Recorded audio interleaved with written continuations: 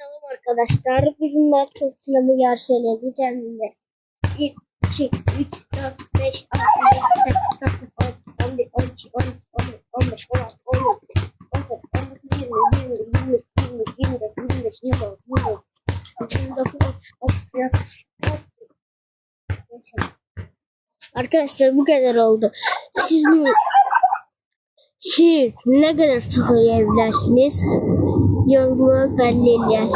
Can hazırlar. 1, 2, 3, 4, 5, 6, 7, 8,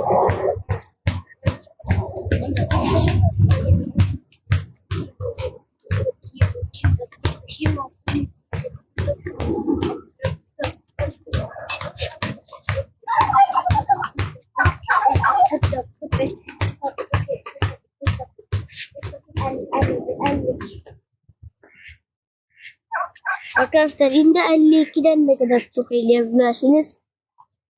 Yorumlara yazarsınız. Ve sağ olun. Başka videolarda görüşürüz.